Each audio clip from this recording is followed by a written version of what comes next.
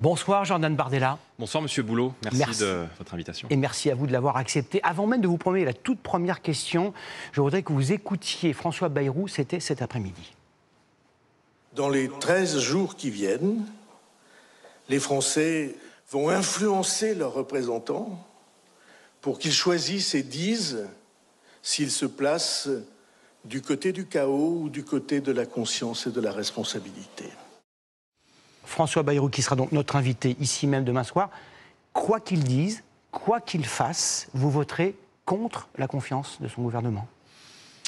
Nous avons le premier groupe de l'Assemblée nationale et nous avons toujours été, je le crois, les avocats de la France du travail, de la France qui a travaillé, de tous ces Français qui en ont un peu ras-le-bol de payer pour les autres, d'être accablés de taxes, de normes et d'impôts.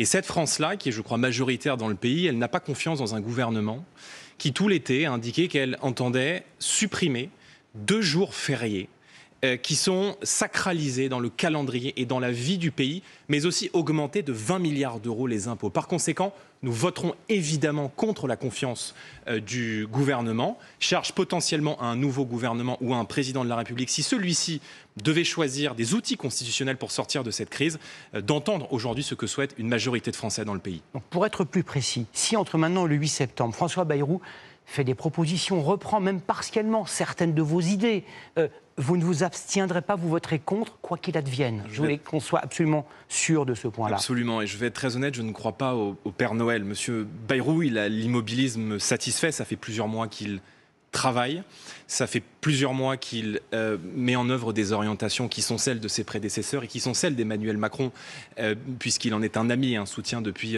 2017. Marine Le Pen a écrit, comme présidente de groupe, au Premier ministre avant l'été, en exposant clairement nos lignes rouges, nos pistes d'économie, parce qu'il est urgent de faire des économies dans la mauvaise dépense publique et dans les gaspillages d'argent public. Ce courrier n'a eu absolument aucune réponse du Premier ministre. Et je pense à cette phrase de MacArthur qui résumait les batailles perdues par 2 mots, trop tard.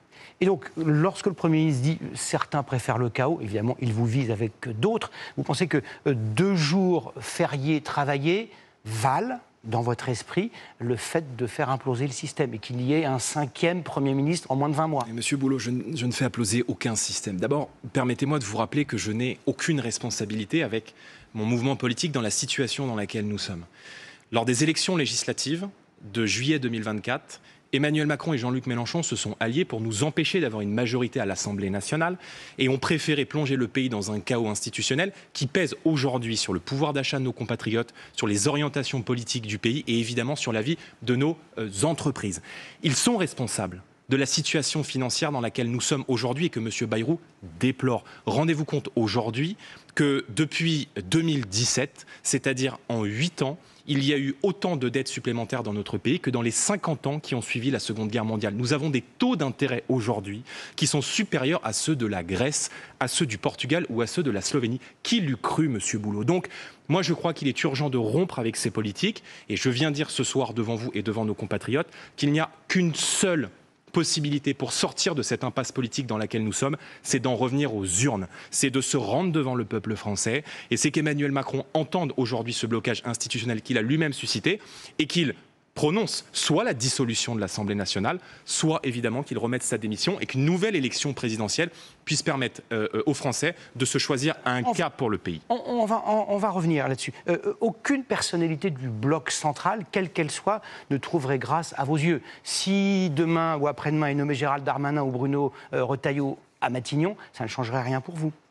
Monsieur Boulot, j'ai du respect pour mes adversaires politiques, j'ai du respect pour les hommes et les femmes qui s'engagent dans notre pays, mais peu importe le figurant. Okay. Ce qui compte, c'est la politique qui sera menée. Et cette politique, elle fait beaucoup souffrir, elle fait beaucoup de mal au pays.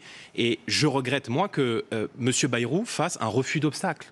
Un refus de s'attaquer à la mauvaise dépense publique, au gaspillage, à la bureaucratie d'État, à la fraude sociale, à la fraude fiscale, à la contribution de la France au budget de l'Union européenne qui est en augmentation quand nos voisins réussissent à obtenir des rabais. Et je pense aussi à ce totem qui est le coût de l'immigration, qui est l'éléphant dans le salon auquel personne ne veut toucher.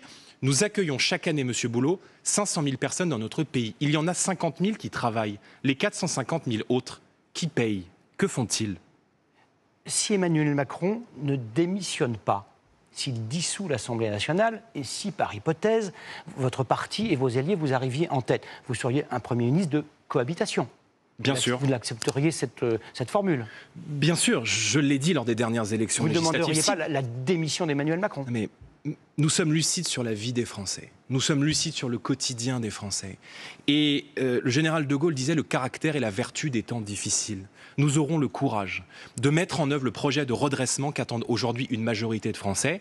Et que ce soit dans le cadre d'une élection législative victorieuse ou d'une élection présidentielle, nous sommes prêts à incarner cette alternance. Et je veux dire ce soir aux Français, ne vous résignez pas, parce que même si les temps sont difficiles, il existe encore une possibilité de conjurer cette tempête qui s'abat aujourd'hui sur l'économie du pays, sur notre situation budgétaire et sur la situation sécuritaire et migratoire. Ce sont les urnes et ce sont les élections. Tenez bon, nous y travaillons. Un point légal et politique très important.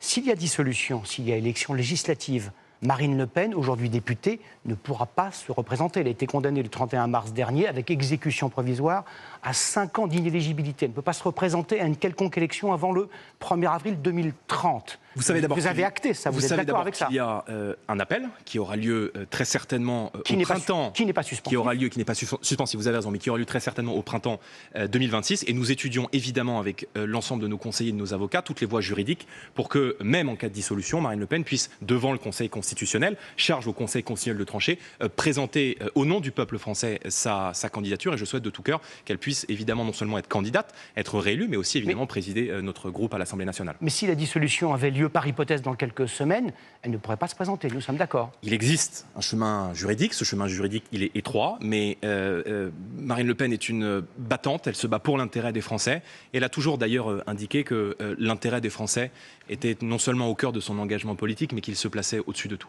Merci beaucoup Jordan Bardella. Merci M. Boulot.